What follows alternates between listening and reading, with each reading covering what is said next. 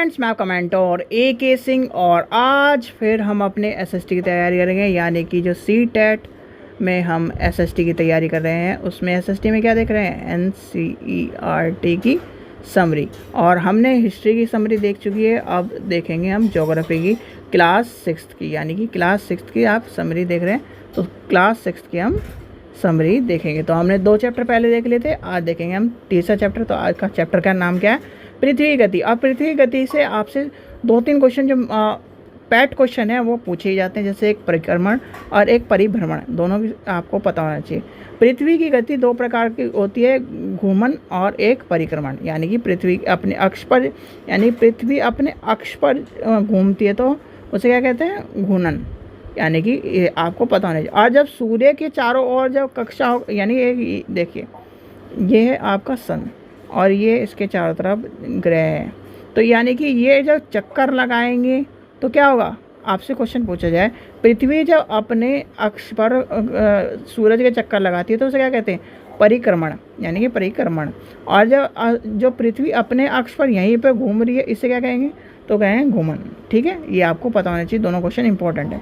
चलिए आगे चलते हैं। पृथ्वी अपने अक्ष पर काल्पनिक रेखा जो कि कक्षा स्तर 66.5 का कोण बनाती है, वह समतल जो कक्षा के द्वारा बनाया जाता है तो उसे है कक्षीय समतल। ठीक है, कक्षीय समतल। ये देखिए ये आपके सामने कोण बना हुआ है, यानी कि इतनी डिग्री आपकी धरती झुकी हुई है, और यही झुकने के कारण ही आपका जो सन से रेज आती है उसके कारण आपका मौसम का परिवर्तन और रात दिन मौसम में परिवर्तन, ये सब चीज़ें होती हैं। ठीक है, आगे चलते हैं। ग्लोब पर व्रत जो 2 दिन और रात को विभाजित करता है वो क्या कहलाता है, यानी कि दिन और रात को जो विभाजित करता है वो क्या कहलाता है। ये देखिए आपके सामने ये है प्रतिदीप दर्पण वृत्त, ये आपसे एक मिनट, ये आपको दिखाया गया है इस फिगर में। यानी कि यहाँ एक तरफ क्या हो रही है, यहाँ पर रात हो रही है यहाँ पर, और यहाँ पर दिन हो रहा है। ठीक है, चलिए आगे चलते हैं। पृथ्वी अपनी कक्षा का एक चक्कर लगाने में कितना टाइम लगाती है, 24 घंटे। और सूरज का चक्कर लगाने में कितना टाइम लगाती है, वो होता है 365। आपको मैंने सेकंड जो चैप्टर था उसमें बताया था। आगे चलते हैं। आगे चलने से पहले ये 4 डेट नोट कर लीजिए, और ये 4 डेट आपकी ऐसे के ऐसे ही आपको देखने के लिए मिलेंगी, और 4 डेट का अलग अलग महत्व है। यानी कि आपसे कुछ जाए वर्षा ऋतु का डेट क्या है, यानी कि 24 मार्च को क्या होता है, 24 मार्च और 23 मार्च को पूछा जाए, और आपसे पूछा जाए या 21 जून को और 22 दिसंबर को, इसमें आपका क्या होगा, रात दिन बराबर होंगे, यानी कि रात दिन और बराबर होंगे। ठीक है, रात दिन जो ये 2 डेट हैं। ठीक है, ये आपको पता होना चाहिए। चलिए, प्राचीन भारत में खगोलीय शास्त्र आर्यभट्ट ने बताया था कि पृथ्वी गोल है और अपने अक्ष पर घूमती है। यानी कि किसने बताया था, खगोल शास्त्री जो आर्यभट्ट है हमारे, उन्होंने बता दिया था। ठीक है, आगे चलते हैं। पृथ्वी की दूसरी गति जो सूर्य के चारों ओर अपने अक्ष पर घूमती है वो कितना है, 360.5। इसलिए कहना हर 4 साल बाद ये 6 घंटे जोड़कर आपका एक लीप ईयर बना दिया जाता है, और वो लीप ईयर को कहाँ जोड़ दिया जाता है, 29 तारीख में, यानी कि 29 फरवरी में जोड़ दिया जाता है। चलिए आगे चलते हैं। 4 वर्ष का वही कहानी आपको, तो ये जो आपको अभी मैंने कहानी बताई, यानी कि देखो भाई 365 डेज होते हैं हमारे। ठीक है, 365 365 365 365 और 365, और इसमें क्या कहा है, जो 6 घंटे, यानी कि 6 घंटे 1/4 1/4 1/4 1/6 यानी कि 6 × 4 कितना होगा, 24 घंटे। तो यानी कि जो इसके बाद आएगा 366 दिन बैठा जाएगा, तो ये 24 घंटे उसमें ऐड करके क्या कर दिया जाता है, आपका 29 फरवरी कर दिया जाता है। यानी कि किसी 29 फरवरी को जन्मदिन आता होगा तो 4 साल में एक बार जन्मदिन अपना मनाता होगा। अब आते हैं जो मेन इंपॉर्टेंट जो चीज़ है वो आपको पता होनी चाहिए, जो इम्पोर्टेंट चीज़ है उसी को आपको बता रहा हूँ। देखो 21 जून जो को उत्तरी गोलार्ध सूर्य के तरफ झुका होता है, यानी कि उत्तरी गोलार्ध किसकी तरफ झुका होता है, कहाँ गया आपका 21 जून, ये रहा 21 जून किसकी तरफ जुड़ा है, उत्तरी गोलार्ध की तरफ, और इधर का किस तरफ झुका हुआ है, दक्षिणी गोलार्ध की तरफ। तो ये आपको पता होना चाहिए, क्वेश्चन आपसे पूछा जाता है। उत्तरी गोलार्ध 21 जून किस लिए मनाया जाता है, यानी कि ये पूछा जाएगा आपसे कि दक्षिणी गोलार्ध या उत्तरी गोलार्ध के दिन कौन सी डेट को झुका रहता है, तो ये आपको पता होना चाहिए। ठीक है, ये दोनों क्वेश्चन आपके इम्पोर्टेंट है। आगे चलते हैं। 21 जून को इन क्षेत्रों में सबसे लंबा दिन और सबसे छोटी रातें होती हैं। पृथ्वी अपनी अवस्था में उत्तरी आयतन कहलाता है। ठीक है, फिर आता है 22 दिसंबर को, यानी कि 22 दिसंबर को दक्षिणी ध्रुव, यानी कि एक बार उत्तरी में और एक बार दक्षिण में, यानी कि दक्षिणी ध्रुव अब कब आएगा 22 तारीख को। और 22 तारीख को आपसे कोई क्वेश्चन पूछने लगे कि 25 क्वेश्चन आ भी चुका है, 25 दिसंबर को कौन सा ऐसा देश है जहाँ पर गर्मियों में क्रिसमस मनाया जाता है, तो वो कौन सा देश है? ऑस्ट्रेलिया। याद कर लेना, ऑस्ट्रेलिया है। तो आगे चलते हैं। फिर आता है 22 दिसंबर को दक्षिणी ध्रुव के सूर्य को की ओर झुका होता है, तो इसी कारण मकर रेखा सीधी पड़ती है, तो इसी कारण यानी कि सूर्य की किरणें मकर रेखा पर लंबवत पड़ती है। इसी दक्षिणी गोलार्ध का बहुत बड़े भाग को प्रकाश प्राप्त होता है, इसलिए दक्षिणी गोलार्ध में लंबे दिन और छोटी रातें होती है और ग्रीष्म ऋतु का आगमन हो जाता है, और इसी अवस्था को दक्षिणी अयंत कहते हैं। ठीक है, चलिए आगे चलते हैं। जो अभी ऑस्ट्रेलिया वाली बात आई थी, देखिए ये आपके सामने लिखा हुआ है। अब आता है 22 मार्च और 23 सितंबर को सूर्य की किरणें विषुवत वृत्त पर सीधी पड़ती हैं। इस अवस्था में कोई भी ध्रुव सूर्य की ओर नहीं झुका होता, यानी कोई भी ध्रुव कहीं नहीं झुका होता, इसलिए पृथ्वी में रात दिन बराबर होता है, तो यानी कि ये आपका पता होना चाहिए। फिर आता है 23 सितंबर, यानी कि वही आपका 23 सितंबर, ये आपको कहानी बता दी है। चलिए आगे चलते हैं। इस चैप्टर में यही इंपॉर्टेंट था, और देखिए जैसे आपसे क्वेश्चन ये पूछे जाते हैं ना सीटेट में, ये आपके सारे क्वेश्चन आपके ये आ गए। चलिए आगे चलते हैं, देखते हैं और इम्पोर्टेंट क्या है। अब आता है मानचित्र। मानचित्र भैया, मानचित्र में आपको सीधे सीधे आपको मैंने बताया था कि आपको उत्तर दक्षिण पूर्व पश्चिम ये वाली चीज़ याद कर लेनी है, और मानचित्र आपका ख़त्म। ठीक है, फिर आता है मानचित्र 2 प्रकार के होते हैं, भौतिक और किसका? भौतिक और राजनीतिक, यानी एक होता है पॉलिटिकल मैप और एक होता है फिजिकल मैप, तो आपको पता होना चाहिए। भौतिकी मानचित्र क्या होता है? पृथ्वी की आकृति जैसे कि पर्वत, पठार, मैदान, नदी, महाद्वीप इत्यादि दर्शाने वाला जो मैप होता है, तो वो होता है भौतिकी मानचित्र। और राजनीति क्या होता है? राजनीति मतलब जो क्षेत्र की बाउंड्री दिखाता है, यानी कि राज्य, शहर, गांव, विश्व के विभिन्न देशों के राज्यों की सीमाओं को दर्शाता है, वो कहलाता है राजनीतिक मैप। भैया राजनीति कहाँ होती है? शहरों में होती है, गाँव में होती है, किसी देश में होती है, तो इसलिए वो जो दर्शाता है वो है राजनीतिक। और जो भौतिक क्या होता है? भौतिक क्या होता है? भौतिक जो चीज़ प्रेजेंट है वो दर्शाता है, वो कौन सा होता है? भौतिक मानचित्र। जैसे पठार है, पर्वत है, ये सब चीज़ें कौन दर्शाता है, तो ये आपको पता होना चाहिए। फिर होता है थेमेटिकल मानचित्र। थेमेटिकल मानचित्र क्या होता है? कुछ मानचित्र विशेष जानकारी को प्राप्त करते हैं, जैसे सड़क का मानचित्र हो गया, आपकी जनसंख्या का मानचित्र हो गया, किसी उद्योग का मानचित्र हो गया, तो उसे कहते हैं थेमेटिकल मानचित्र, यानी कि किसी विशेष के लिए बनाया जाता है, उसे कहते हैं। ठीक है, ये तो छोटी सी बात है, ये तो ज्योग्राफी वाले स्टूडेंट को सबको पता है कि आपको थेमेटिकल मानचित्र कौन सा होता है। फिर आता है ये वाली जो कहानी आती है, ये मैंने आपको पहले बता चुका है। 1 centimetre is equal to 100 kilometre, इस तरह से आपको डिनोट करके मिलता रहता है, और कोने पे लिखा रहता है कि मानचित्र के, जैसे इसमें दिया गया 1 centimetre is equal to 5 kilometre, ये लिखा मिला है, ये आपको देखने के लिए मिल रहा है ना। ऐसे ही आपके मानचित्र में वो लिखा मिलता है, कोने पे लिखा मिलता है, तो वो आपको दर्शाता है। ये आपका है एक मानचित्र का जो है, मानचित्र में आपको कैसे बनाया जाता है ये आपको बताया गया है। फिर आगे चलते हैं। दिशा क्या होती है? अधिकतम मानचित्रों में उत्तर की तरफ तीर बना होता है, जैसे ये दिखाया गया। अभी आपको मैंने क्या बताया? उत्तर, दक्षिण, पूर्व, पश्चिम। ठीक है, पूर्व पश्चिम, तो इस तरह से आपको पता होना चाहिए, उत्तर, दक्षिण, पूर्व, पश्चिम। अब इन दोनों के बीच में ऐसे चलेगा, और इन दोनों में ऐसे चलेगा, और इसमें ऐसे चलेगा। ये आपको कहानी मैंने बताई थी, यानी कि देखो उत्तर, दक्षिण, पूर्व, पश्चिम, यानी कि उत्तर, दक्षिण, पूर्व, पश्चिम, उत्तर, दक्षिण, पूर्व, पश्चिम। ठीक है, अब ये जो चलेगा एंगल इस तरह से, इस तरह से। अब ये एरो का समझ में आएगा आपको, अभी 1 मिनट में बताता हूँ। यानी कि ये अब इसे ऐसे काट दिया, ऐसे काट दिया, तो यहाँ की दिशा कौन सी होगी? अब इसमें क्या है? पहली कौन सी है? उत्तर, और यहाँ कौन सी है? पूर्व, तो यह क्या हो गया? उत्तर पूर्व हो गया। अब ये वाली कौन सी है? इसमें कौन सी है? उत्तर, और इधर कौन सी है? पश्चिम, तो ये हो गया उत्तर पश्चिम। अब ये कौन सी है? दक्षिण, और ये कौन सा है? पश्चिम, तो ये हो गया दक्षिण पश्चिम। ठीक है, और इधर क्या है? पूर्व, और इधर क्या है? पश्चिम, यानी कि ये हो गया दक्षिण पश्चिम। तो ये आपको समझ में आ गया भैया। एरो सारे के सारे बीच में लेके चलने हैं, यानी कि ऊपर से नीचे की तरफ लेके चलने हैं, और नीचे से ऊपर की तरफ लेके चलने हैं, तो आप सारा मैप सॉल्व कर पाओगे। ठीक है, आगे चलते हैं। प्रतीक प्रतीक चिन्ह ये हैं सारे के सारे आपको।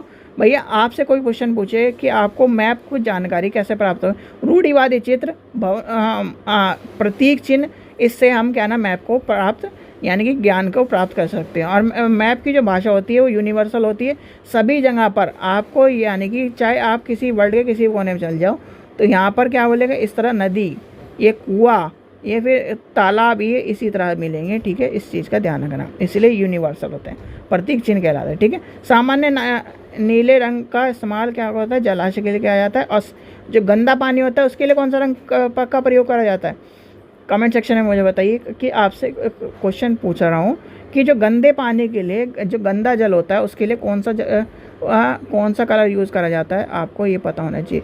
जो स्वच्छ जल होता है उसके लिए नीला होता है, और जो गंदा जल होता है उसके लिए कौन सा प्रयोग किया जाता है, ये आपको बताना है। कच्चे आरेख को बने पैमाने को सही तरह से खींचने के लिए एक रेखाचित्र मानचित्र होता है।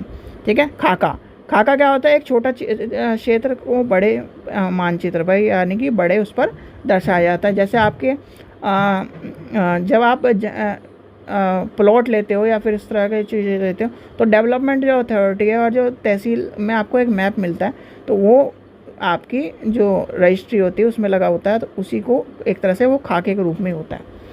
चलिए आगे चलते हैं, नेक्स्ट चैप्टर देखते हैं हम जल्दी जल्दी। पृथ्वी की प्रमुख परिमंडल यानी कि ये आपका परिमंडल से है और पृथ्वी के बारे में जो चैप्टर है उसमें से है। अब आता है भूमंडल क्या कहता है, यानी कि पृथ्वी का जो ठोस भाग होता है उसे भूमंडल कहते हैं।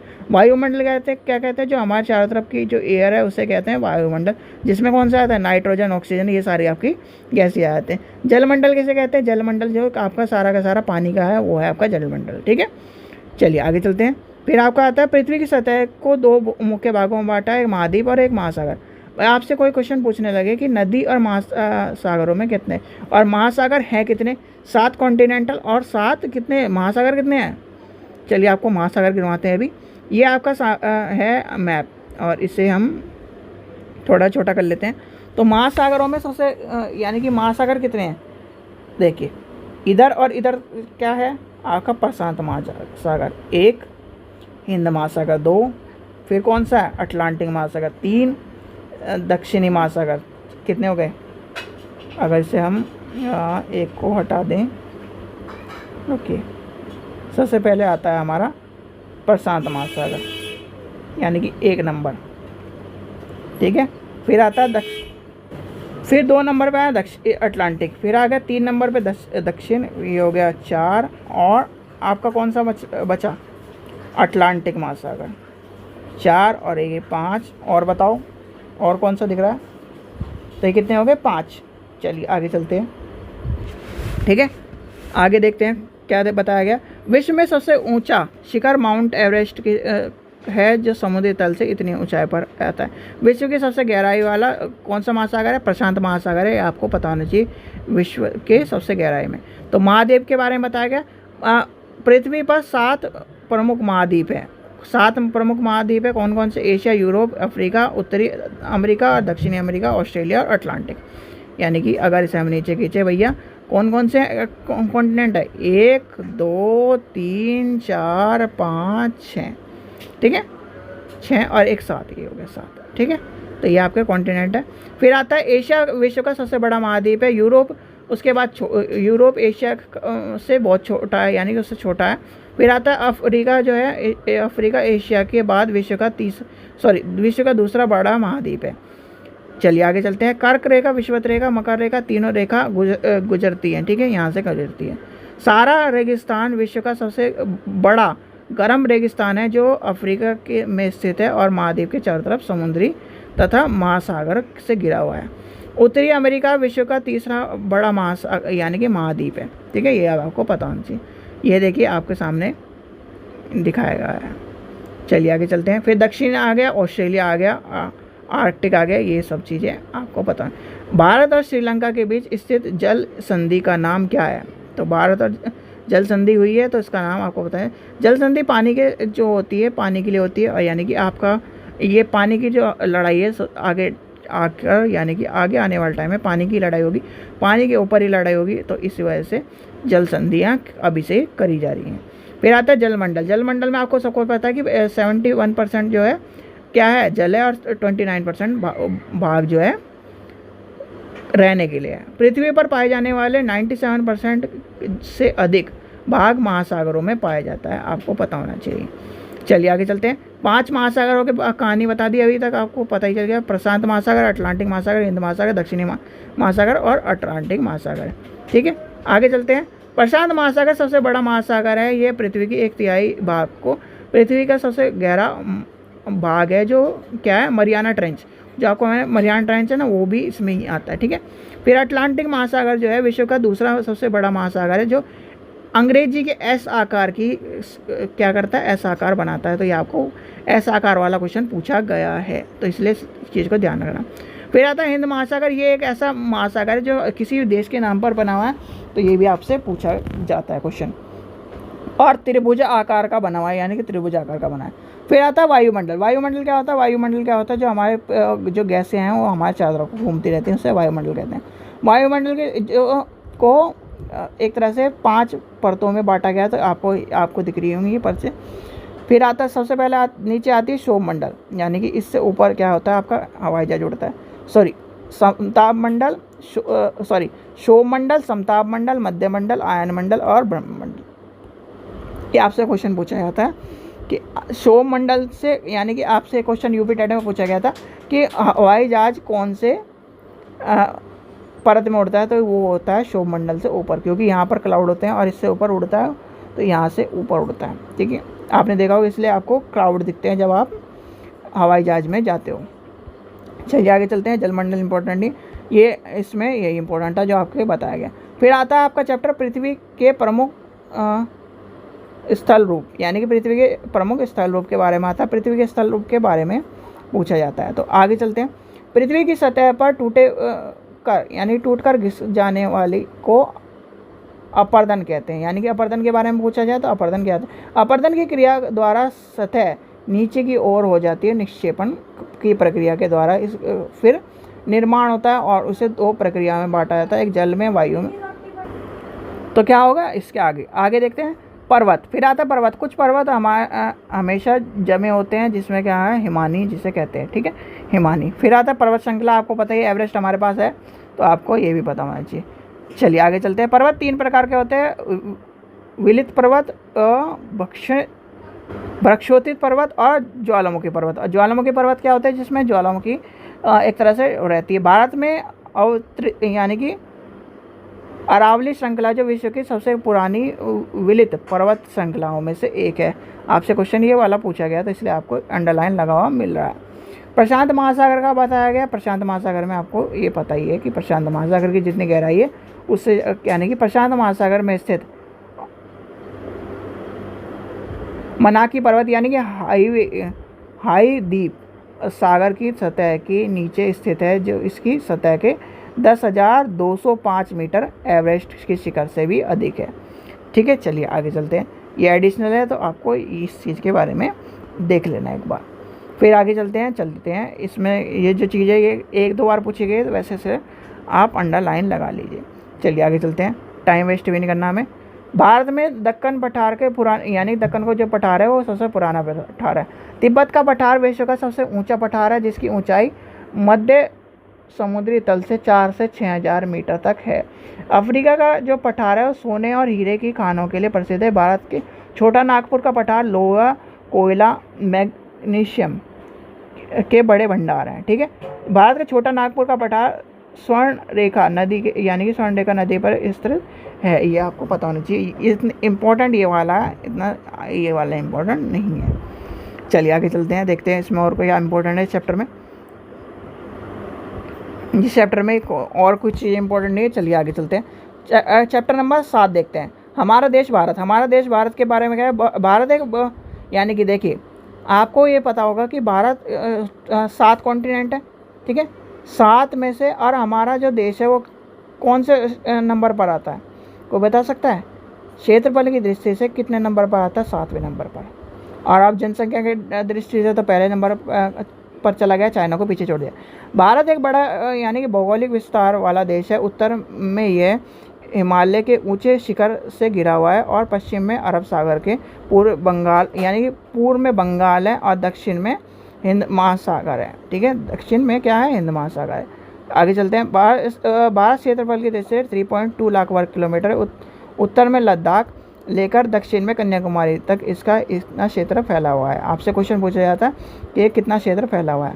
फिर इधर क्या है, इधर आपको आया पूर्व में अरुणाचल प्रदेश से लेकर पश्चिम में गुजरात यानी कच्छ की खाड़ी तक इतना एरिया है, ठीक है, ये आपको पता होना चाहिए। फिर आगे चलते हैं। स्थिति यानी उत्तरी गोलार्ध में स्थित कर्क रेखा कितने पर, 33.5 उत्तर में, दक्षिणी यानी दक्षिण के मध्य भाग से होकर गुजरती है, ठीक है। दक्षिण से उत्तर की ओर जो आती है, बीच आती है, पश्चिम से लेकर पूर्व तक भारत का विस्तार 68.7 पूर्व तक स्थित गोलार्ध में है। चलिए आगे चलते हैं। यानी कि यहाँ से आपको यहाँ से यहाँ तक की दूरी पता लगी और यहाँ से यहाँ तक की दूरी पता चल गई। चलिए आगे चलते हैं। फिर आता है प्रत्येक देशांतर में, वही आपको, ये तो आपको कहानी बताई चुकी है, प्रत्येक देशांतर में 4 मिनट होती है, आपको पता ही है, ये आपने पढ़ लिया था। चलिए आगे चलते हैं। देखिए आपको इसमें कहीं दिख रहा है, इसमें दिख नहीं रहा, नहीं तो यहाँ पर एरो लगा हुआ मिलता है, जो आपको एरो वाली बात, दिशा वाली बात जो मैप में बता रहा था।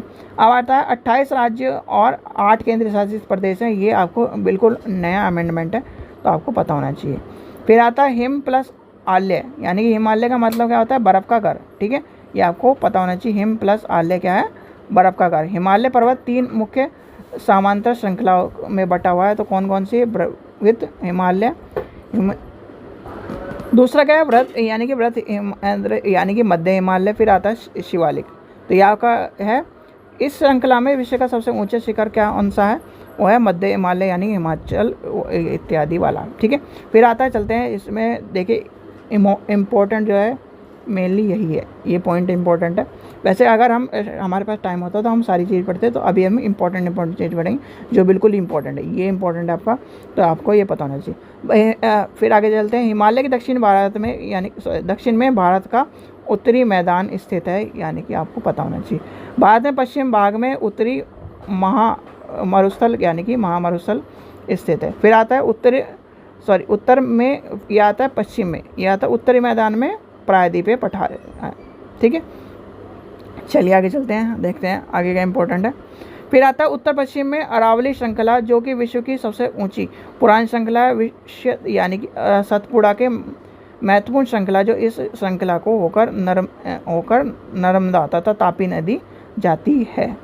देखते हैं आगे क्या है। महानदी गोदावरी और कृष्णा तथा कावेरी बंगाल की खाड़ी में गिरती है, ये क्वेश्चन इंपॉर्टेंट है, बहुत ही इंपॉर्टेंट है, ये आपसे क्वेश्चन पूछा गया है, और ये आपसे एक तरह से पैराग्राफ में पूछा जाता है कि कौन सी नदी बंगाल की खाड़ी में गिरती है और कौन सी नदी इसमें अरब सागर में गिरती है, ये क्वेश्चन इस तरह से पूछा गया था, तो ये आपको पता होना चाहिए। फिर आता है, ये नदी अपने मुहाने पर उल्टा एक डेल्टा बनाती है। डेल्टा किससे बनता है, 3 तरह से बनता है, तो डेल्टा भी आपको पता होना चाहिए, ठीक है। चलिए आगे चलते हैं, ये आगे देखते हैं, ये चित्र हमें काम करनी है।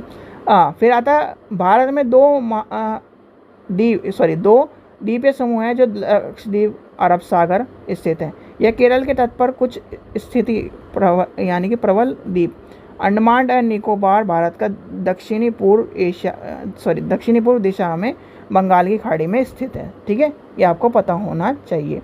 और आपको ये पता होना चाहिए, जो जिसे हम क्या कहते हैं, अंडमान एंड निकोबार क्या गवर्नमेंट ने क्या कर रखा है, जो सेडिमेंटल आइलैंड है ना वहाँ का, उस पर जो जाति एक तरह से जो लोग रहते हैं वहाँ पर पुराने ज़माने को रहते हैं, जीते हैं, तो आज भी वहाँ पर जाना अलाउड नहीं है। और एक बार अमेरिका अभी गया था कुछ टाइम पहले, वो मर गया था। लास्ट चैप्टर है शायद से आपका 8वां चैप्टर, भारत जलवायु और वनस्पति के बारे में इसमें देखते हैं इम्पोर्टेंट क्या क्या है। भारत में प्रमुख मौसम होते हैं यानी कि दिसंबर से फरवरी, सबसे पहला आता है दिसंबर टू फरवरी, ठंड का मौसम होता है सर्दी। मार्च टू मई क्या होता है, गर्मी का मौसम होता है। फिर आता है जून टू सितंबर का कौन सा मौसम है, जून टू सितंबर दक्षिणी पश्चिमी मानसून का होता है, यानी कि वर्षा का। और ये होता है अक्टूबर टू नवंबर कौन सा मौसम होता है, लौटने का मौसम होता है शरद का, ठीक है। तो ये चारों मौसम क्वेश्चन पूछा गया है, तो आपको लिख लेना है। फिर आता है शीत ऋतु, ठंडे मौसम में सूर्य की सीधी किरणें नहीं पड़ती, इसे परिमाण स्वरूप उत्तर भारत में तापमान कम होता है। फिर आता है ग्रीष्म ऋतु में क्या होता है, लू चलती है, ठीक है। आगे चलते हैं। फिर आता है दक्षिणी पश्चिमी मानसून। इसमें क्या होता है, जो आपने क्या पढ़ा था, ये मानसून आने तथा आगे बढ़ने का मानसून होता है। इस समय पवन बंगाल की खाड़ी से अरब सागर की स्थिति की ओर बहती है। यानी कि बंगाल की खाड़ी किधर है? चलो ये बताओ, ये है मैप, बंगाल की खाड़ी किधर है? इधर है। बताओ 1 नंबर पर है, 2 नंबर पर है, ये बताओ, आपको ये पता होना चाहिए। तो बंगाल की खाड़ी से अरब सागर की तरफ बहती है। आगे चलते हैं। समय पवन स्थित यानी कि भागों में लौटकर क्या होता है, फिर खाड़ियों में और बहती है, तो यानी कि बंगाल की खाड़ी की ओर बहती है। फिर ये मानसून लौटता है तो इसमें क्या होता है, दक्षिण में भागों में तमिलनाडु और आंध्र प्रदेश से मानसून की वर्षा होती है। आगे चलते हैं। भारत में जलवायु को मोटे तौर पर मानसूनी जलवायु कहा जाता है। क्यों मानसूनी? क्योंकि लोग बाग जो है आज भी इतने शोर से पानी के तब भी किसको अच्छा मानते हैं? जो वर्षा पड़ती है ना, जो बरसात पड़ती है उसको अच्छा मानते हैं फसलों के लिए, क्योंकि उसमें बहुत सारे चीज़ें एक तरह से प्राकृतिक रूप से मिली हुई आती हैं। ठीक है। मानसून शब्द का जो है अरबी भाषा का मौसम से लिया गया है, याद कर लेना, मौसम से लिया गया। और एक ही बार क्वेश्चन पूछा गया, या शायद से यूपी टेट में क्वेश्चन पूछा गया, स्टेट टेट में क्वेश्चन पूछा गया है। फिर आता घास, झाड़ियाँ तथा पौधे बिना मनुष्य के सहायता से उपजित को प्राकृतिक वनस्पति कहते हैं। यानी कि जिसमें किसी ने भी, आदमी ने भी कुछ भी नहीं किया, तो उसे कहते हैं प्राकृतिक। ठीक है, प्रकृति ने उसको क्या कर दिया, दे दिया सब कुछ। यह है मिट्टी की बनावट, यानी कि इससे हमारे सब कुछ चीज़ें मिलती हैं। ये आपको डायग्राम दिखाया गया है। फिर आता है बाघ जो है हमारा राष्ट्रीय पशु है। ये क्या है? गुजरात में गिर वन एशियाई शेरों का निवास स्थान है। हाथी तथा एक सींग वाला जो गैंडा है वो कहाँ मिलता है? आसाम में। यानी कि आसाम के जंगलों में। हाथी केरल और कर्नाटक में मिलता है। ये इंपॉर्टेंट क्वेश्चन है। इस लाइन जो 3 लाइन दी गई, 3 क्या 2.5 जो लाइन दी गई, इसमें से 3 क्वेश्चन पूछे गए हैं। मोर जो है राष्ट्रीय पक्षी, ये तो आपको यूपी टेट में पूछा जाता है। चलिए आगे चलते हैं। फिर आता है प्रतिवर्ष हम लोग अक्टूबर के पहले सप्ताह में वन्य जीव सप्ताह मनाते हैं। ये आपको पता होना चाहिए। चलिए आगे चलते हैं। हाँ, आपसे क्वेश्चन पूछते हैं। चलिए आप बताइए, जो अभी मोदी जी ने कुछ टाइम पहले जो 2 बाहर से लायन मंगाए थे या फिर टाइगर मंगाए थे, आपसे ये क्वेश्चन, या फिर चीता मंगाया था, वो उनका क्या था? यानी किस एनिमल को मंगाया था? लायन, चीता या फिर टाइगर? इन तीनों में से एक को बताइए क्या था वो, जिसे बाहर से मंगाकर अपने देश में जंगलों में, यानी कि उसे छोड़ा गया है। प्रवासी पक्षी क्या होते हैं? कुछ पक्षी एक तरह से जो हर टाइम, यानी कि हर बार हमारे देश में मौसम यानी सर्दी के मौसम में आते हैं और यहाँ पर कितने किलोमीटर का सफ़र पार करके आते हैं? 18 यानी कि 8000 किलोमीटर की दूरी तय करके आते हैं और भारत आकर कहाँ पर रुकते हैं? कोई बता सकता है कौन सी झील में रुकते हैं? ये भी आपको बताना है। ठीक है, ये क्वेश्चन जनरल वे में पूछ रहा हूँ, वैसे तो क्वेश्चन पूछा नहीं जाता, कम पूछा जाता है। अब ये आपकी राजधानी और ये केंद्र शासित प्रदेश है, ये आपको पता ही होगा। ये तो सारे आपको याद ही होंगे भाई। आंध्र प्रदेश हैदराबाद है, अरुणाचल प्रदेश ईटानगर है, असम दिसपुर है, बिहार पटना है, छत्तीसगढ़ रायपुर है, गोवा पांचेरी है, गुजरात गांधीनगर है, हरियाणा चंडीगढ़ है, हिमाचल प्रदेश शिमला है, झारखंड रांची है, कर्नाटक बेंगलोर है, केरल कौन सा? केरल का क्या है?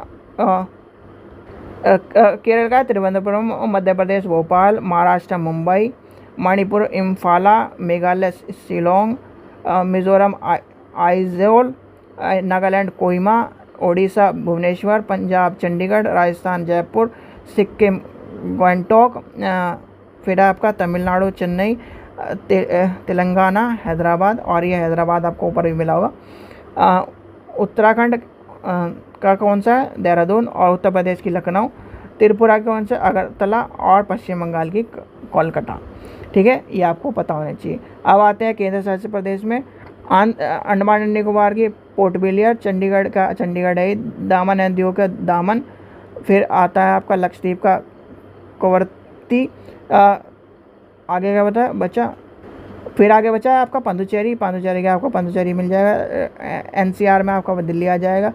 जम्मू का श्रीनगर बचा और लद्दाख का लेह बचा। चलिए आपको एक चीज़ और पूछता हूँ मैं, जो पहले था जम्मू एंड कश्मीर की राजधानी अलग अलग थी, वो कमेंट सेक्शन में बताइए, ठीक है।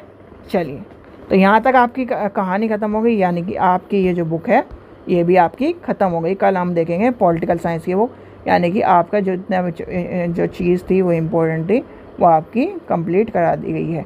यानी कि मैराथन का जो है ये आपका मैराथन इसलिए जा रहा है सारी एक साथ कवर कराते हैं। और जो इसमें देखो अभी हमारे पास टाइम कम है, इसलिए हम क्या पढ़ रहे हैं, बिल्कुल इम्पोर्टेंट चीज़ जो आपकी जो एक्स्ट्रा चीज़ लिखी हुई भी है उसे मैं छोड़ रहा हूँ। क्यों? क्योंकि जो इम्पोर्टेंट चीज़ है वही आपको बताई जा रही है एनसीईआरटी में। चलिए आशा करता हूँ आपको वीडियो पसंद आई हो। वीडियो पसंद आई तो लाइक करें, चैनल को सब्सक्राइब करें, वीडियो को ज़्यादा से शेयर करें। Thank you.